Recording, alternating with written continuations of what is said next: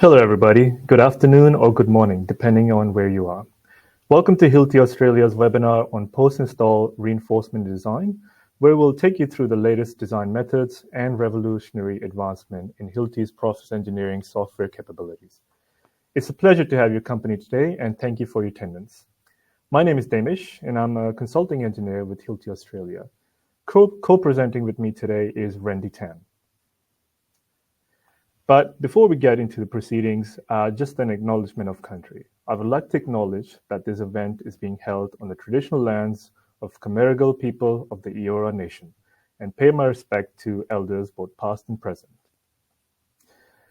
A bit of an intro on myself. I'm a consulting engineer, particularly in the structural space within New South Wales and ACT.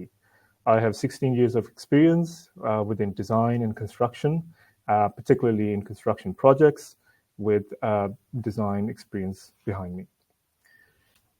Accompanying me today is Randy, who is also a consulting engineer within the structural space, looking after WA&T. He has 12 years experience in project management and construction. Before we get into our session for the day, allow me to run us through some housekeeping reminders. If you could please take a quick glance at the bottom right corner, you'll see a few buttons. The questions tab will allow you to ask any questions during the webinar. Regarding the answer to your questions, we will either respond during the session via the chat function within the questions tab, answer them live at the end of the presentation, or if we run out of time, someone from Hilti will get in touch post-session to discuss. The session is recorded, and you will receive a link with the recording once we are done with the webinar, should you wish to revisit certain sections or share with your colleagues. Here's our agenda for today. We'll first go through rebar introduction, along with some common applications found on project sites.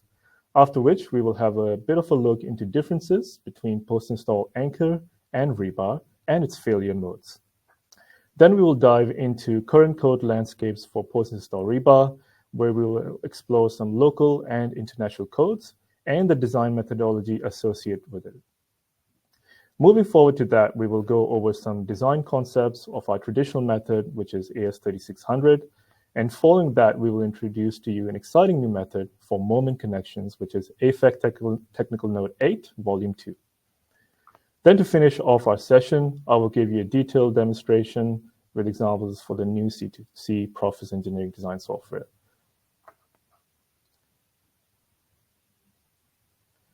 Starting with the introduction, the intention of installing bonded bars is to develop a monolithic connection between new and existing concrete elements, which we often refer to as concrete-to-concrete connections. This is achieved by drilling a hole into the existing concrete, which is then injected by a pre-qualified high-strength mortar, usually a special type of epoxy or vinyl ester product. After this, a cut-to-length reinforcement bar is inserted and left alone until the chemical is fully cured. The surface of the existing concrete is often roughened to improve the transfer of shear stresses between the new and old concrete. And finally, the new concrete is poured, turning the two structures into one monolithic unit. To better understand the applications in question, let's go through some real-life examples, which includes such as connecting new slabs to walls, extensions of balcony, closing openings and enlarging slabs, as well as staircase connections. A few other examples include attaching new columns or extensions, bridge enlargement, beam connections or core belts, and wall extensions. And finally, some rectification works, including miscasting bars or the use of additional bars. So now, how do we classify your connection type? One of the biggest challenges we see designers face is designing post-install rebar connections correctly. Actually, there's little awareness out there about the existence of various design methods, and today's webinar is meant to cater for exactly this issue. Therefore, in the first part of the webinar, we will investigate how post-install rebar design differs from post-fix anchors and exactly what design method should be chosen for a certain application. So in order to understand the differences between the behaviors of post-install rebar and anchors, I'd like you to take you back to the very basic principles and re-examine what exactly happens when we install any anchoring elements into the concrete and put it under load. By doing this exercise, by the end, you will understand some of the seemingly subtle, however very important differences between the two applications, which warranted the development of different design and qualification methods. Based on these learnings, then you will be able to select the correct design method, which is best suited to your design. So first, let's investigate the basic working mechanism of any anchor or rebar bonded into concrete base material. This is our concrete base. And here comes our post-install anchor or rebar. At this stage, it does not really matter which one we take. Let's assume that the embedment depth is relatively shallow, and we are using a high-strength epoxy mortar, which provides a very strong bond in the concrete. Then we exert some tension force into the bar, which then will be transferred over to the concrete via adhesive bond and friction, creating stresses in the base material around the fastening. Amongst those stresses, there will be tensile stresses, and we know that the concrete tensile capacity is quite limited compared to its high compressive strength. So sooner or later, we will reach the ultimate limit state where the concrete cracks under tension. These cracks then quickly progress into an abrupt failure called a concrete cone or breakout failure, and our connection fails. And here you can see the typical shape and form of the concrete cone. After decades of research and tens and thousands of destructive anchor tests, the experts have found that the concrete cone actually has a typical shape for the common concrete strength classes, which is characterized by an approximately 34-degree side angle, or in other words, it's a 1 to 1.5 depth to radius ratio. Based on the solid research data built up over the years, the scientists were able to find the mathematical formula to quantify the concrete cone resistance, which, as you can see, is a relatively simple function of the concrete strength and the embedment depth. Note that cone capacity is directly proportionate to the concrete's tensile strength, which here is expressed as the square root of the compression strength. And more importantly, there is an exponential function relative to the embedment depth, which means that selecting a deeper anchorage length will result in a significant improvement of the cone capacity. To sum it up, one of the most basic failure mechanisms is concrete cone breakout, which is abrupt, brittle failure mode. Brittle failure modes and the utilization of the concrete's tensile strength are generally not supported in reinforced concrete design theory. For example, in our AS3600 standard covering the design of concrete structures. It is also true that the most concrete-to-concrete connections typically involve long enough anchorage lengths so that the cone breakout is unlikely to be the governing design case. That being said, we will have to live with the possibility of this failure mode in the most anchoring applications, where we do not always have the luxury to select a deep anchorage length, or to directly transfer the tensile stresses onto an existing casting bar, or to have any other measures in place to hinder the formation of the concrete cone. Therefore, Section 6 of AS5216, which is our design standard for post-install anchors, mandates necessary strength checks against this failure mode. In summary, the utilization of the base material's tensile strength and the handling of the cone failure is the first major difference between anchor and rebar design theories. And if you were to plot the development of the concrete cone capacity based on increasing embedment depths, we would end up having a nice parabolic function. As I said earlier, by selecting a deeper anchorage length, the resistance against cone breakout will improve exponentially. So let's see what other potential failure modes we need to investigate to better understand the differences between anchor and rebar design. Here we have a post-install rebar bonded into the concrete at a medium deep embedment. As we load up this bar, more and more of the chemical's bond strength will be utilized. At the beginning of the loading phase, there will be more stresses transferred closer to the surface of the concrete. But as we increase the load and progress closer to the ultimate limit state, the bond stresses will start to become more even along the anchorage length, right until we reach the maximum, and finally, the chemical won't be able to transfer more load onto the base material. At this point, we will experience a drop in the maximum load along with increasing anchor displacements. With other words, a pullout or bond failure happens. Multiple studies have verified that up to an embedment depth of approximately 20 times the bar diameter, the bond stress may be assumed uniform along the entire anchorage length in the ultimate limit state. In case of a pure pullout failure, the mathematical formula is again very simple. Tau will represent the chemical bond strength, which we need to multiply with the cylindrical bond surface area in order to calculate the anchor's pullout resistance. In the relevant design standards, the formulas look different to the simplified equation shown here. This is because AS5216 accounts for the potential combination of two failure modes in this case, namely a combined cone and pullout failure. AS3600, on the other hand, for the design of cast-in bars, is combining the pullout with a potential splitting failure, which could limit the development of full bond strength, in case there is not adequate concrete cover surrounding the bars. Regardless of the different approaches in the various standards, the basic principles of bond failures are valid here. And an important takeaway is that the uniform stress distribution only holds true up to an embedment depth of 20 times the diameter of the bar. This fact again might necessitate a different design approach for post-install rebar versus anchors. Let's go back to a diagram and include the bond failure that we just discussed.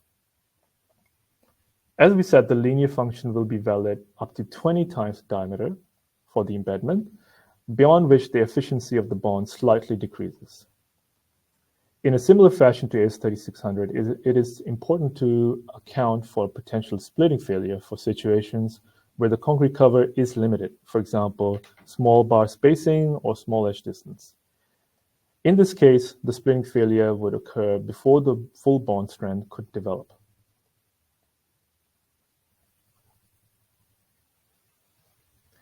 Finally, the last failure mode that we will look into today is the ideal outcome for most designs, which is the full development of the reinforcing bar. With other words, being able to reach yield or steel failure. It is probably not necessary to explain that mechanism of this failure mode. It is well predictable by a simple and reliable formula. One of the main benefits of fully developed bar is to be able to utilize the bar's ductile reserves. Also, by designing to the full yield of the reinforcement, the use of materials in the structure can be optimized, minimizing the overall cost and the carbon footprint of the build. As our diagram is becoming complete, it is evident that different applications might be restricted by different boundary conditions, which may result in different governing failure modes. In order to be able to achieve an optimal design, all failure modes need to be accounted for. And in the case of post-install reinforcement, the designer's main goal should be, in most cases, to achieve the full embedment of the bonded bars. Full development of the bonded bars. In practice, this means finding an adequate embedment depth and concrete cover so that the connection won't be restricted by brittle failure modes like cone failure or bar pullout.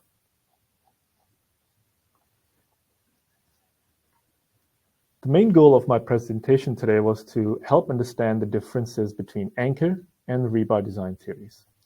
In certain cases, rebar may be designed based on the principle of anchor theory. For example, when used as shear key or dowels and the embedment depth is not greater than 20 D. Designers may also use this design method for shallow embedded starter bars where concrete cone failure is expected and therefore must be accounted for. For most traditional applications of post-install rebar, however, the specifically developed rebar design methods should be utilized. These are suitable and safe to be used for deep embedment depths, but the bars must only take tension force and the shear force must be transferred by different ways, for example, by roughening the concrete interface. In case the design method does not allow for direct transfer of tensile stresses into the base material, for example, when utilizing AS3600, then lap splicing must be utilized, or the bars must be anchored within a compression zone of the structure. Here, application examples include structural concrete-to-concrete connections like slab extensions or wall-to-slab, wall-to-beam connections, and various rectification works. If this is not achievable, then I'll explain in the later part of the presentation on how AFAC Technical Note 8, Volume 2 can help. For the sake of completeness, this slide summarizes all the potential localized failure modes for the aforementioned design methods. Some of these failure modes are similar in case of both post-install anchors and rebars, but the formula might differ due to the different characteristics of fastener behavior. And some of the failure modes are unique to anchor design only, where, for example, the shear force is directly transferred by the anchor. Let's move on to the design methods and the current codes landscape in Australia. Now that we've differentiated the rebar from traditional anchor applications, I believe it's important to go through and summarize the different design methods which currently coexist in our codes landscape. As shown in the slide, there are 3 different approaches for designing post-install rebar, and each situation should be assessed correctly by the designer, so the most suitable design method can be chosen. The first one, which means designing the rebar as an anchor, often relates to dowels or shear key applications. The qualification is according to EAD document ending with 499. And upon successful assessment, the chemical is awarded with an ETA technical approval, such as the one referenced here. The design method is according to AS 5216 Section 6 and 7, which is the main body, just like in the case of normal anchors under combined tension and shear loading. The second option from the left shows the common principles of reinforced concrete design theory, and the bars will be designed identical to casting bars based on the principles of AS 3600. This will cover common structural rebar connections, where the development length is typically longer than 20D, and the shear force is not directly transferred by the bars. The chemical will require a special qualification report, which is based on the assessment document ending with 087. This method doesn't utilize the tensile capacity of the base material, and the tensile stresses will have to be transferred either via lap splicing with an existing bar, or the area of the bars must be under constant compression to rule out the possibility of concrete cone breakout. Now, the third option is a relatively new method, which combines the benefits of the previous 2. This will require a third type of technical approval, and the performance of the bars may be higher than that of casting bars. This new method utilizes an improved bond splitting model, which is product dependent, and it will be explained in greater detail later on in the webinar. First, let's go to Appendix D of AS 5216, which, as you may know, is the code for anchor design. However, in Appendix D of the code, it talks about post-install rebar connection. In order to calculate the development length, it refers to AS 3600, which is the design code for concrete structures as shown in the images. The reason why it is not included in AS 5216 is because it does not have provisions to address stress development in rebar. This is applicable for connections such as end anchorage and lap splices in both tension and compression. These are applications that are covered by AS 5216 Appendix D, referring to EAD 330087, which limits the application of cases where the concrete cone failure is prevented. I'll give you a quick overview of them. Firstly, in the top left box, you will see a splice or a lapping connection by means that the tension load is transferred from one bar to another bar. In the top right box, the rebar is under pure compression. Bottom left box represents a simply supported beam where the concrete cone failure is avoided by means of compression struts to strut and try model analysis. Bottom right box models a case where the bar is embedded enough to achieve the compression zone. Reach the compression zone, rather. For all the applications covered in the previous slide, as per AS 5216 Appendix D, Section 13 of AS 3600 applies, which includes calculation of development length, utilizing the splitter factors, which is the K series, refined development length, and also lab length of bars. But how would we design post-install reinforcement connections for cases outside of this application scope? For the answer to that, we look towards the latest volume to AFAC Technical Note 8, which is Volume 2. Every design verification is about making sure that we have greater resistance than loads. In post-install reinforcement applications, the loads are usually high, which require a decent amount of development length or embedment. Let's draw this up in a diagram. With tension force on vertical axis versus embedment depth or horizontal. Yellow line represents post-install reinforcement, or for a fact, cast-in reinforcement. It's just like any other fastening into concrete. The more embedment depth we have, the greater load resistance we can achieve. The yellow line represents the pull-out resistance. Is this always true? No. The green line, we have another failure mode that often causes headache for us in any anchor design. The concrete cone or breakout failure. The green line shows that the cone failure limits the achievable loads at lower embedment depths. If the designer designs a post-install reinforcement as an anchor, he or she might be limited by the cone failure or the pull-out failure. As we want to achieve the full yield strength of the bar most of the time, we reach this point where the embedment depth is long enough so that the pull-out resistance equals or greater than the yield strength of the bar.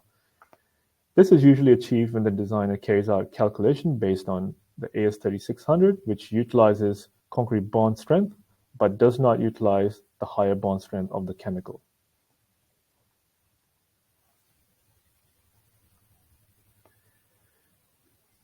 There's a new design method developed and implemented in AFAC Technical Note 8 Volume 2, which utilizes the higher bond strength, but also takes into account the possibility of the cone failure and therefore less restrictive. So you can see here with the red line, typical connections that are covered by this new method. The typical connections that would be covered within this technical note include column to foundation connections, wall to foundation connections, beam to column connections, and beam to wall or column to slab. Locally, in September of 2023, AFAC, or Australian Engineering Fasteners and Anchor Council, published a technical note which specifically talks about improved bond splitting behavior based on IOTA TR069. Something to note here is that this mentions TR69 design methods that can be adopted when the anchors are tested as per EAD 332402. For more information and to access this technical note, please visit the resources page on www.afac.org.au. In summary of the application coverage for post-install reinforcement, this new EAD and design method preempts a lot of this change. You see further benefits of using the improved bond splitting model, which this is called as, with two scenarios. The first one, as shown, where the embedment depth is fixed, but there's large enough concrete cover that can be utilized. As you can see, this design approach now allows us to utilize the bond strength of the product and not restricted by the fixed amount of concrete cover. The second scenario is the flip side, where we have fixed concrete cover, but we can increase the embedment depth. It allows a more accurate modeling of the connection rather than taking the huge penalty upfront. The design format of AFAC Technical Note 8, Volume 2, and IOTA TR69 follows the limit state logic where the weakest resistance governs the anchorage length for cone breakout and bond splitting. In this sense, it is a bit similar to design of chemical anchors. The first one is a simple check for steel failure, where we calculate whether the highest stressed bar in the cross section yields or not. The second check is for concrete cone breakout of the entire group of bars. which will occur between the design, because the design assumes no confinement by compressive strut, that would pin down the cone in high confinement zones. The last one is for bond splitting. Check for the highest stress bar. We won't focus too much on the concrete cone breakdown since it's exactly similar to the current AS5216 equation for mechanical or chemical anchors.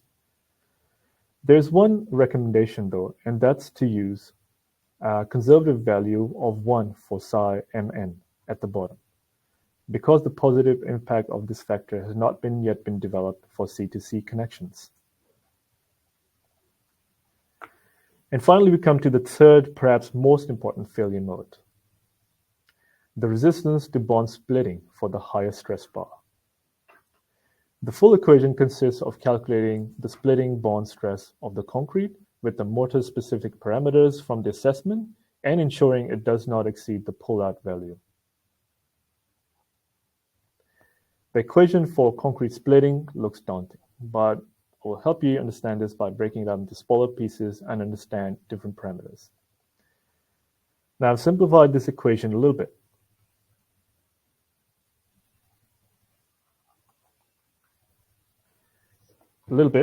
By removing the impact influence of the transverse reinforcement, which is the product of Km and Ktr, as well as the transverse pressure omega Ptr, since this does not apply to crack conditions. Tau Rk UCR, or Tau Rk for uncracked concrete, represents the bond pull-out domain when splitting is not decisive. When you wish to achieve more than 20D embedment, additional factor of 20 phi over Lb to Lb1 is considered for non-uniform degradation of bond stress.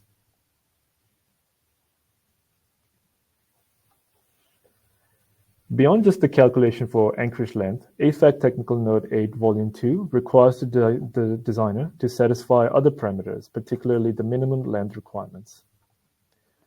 Other provisions are for durability, which means satisfying the minimum clear cover requirements.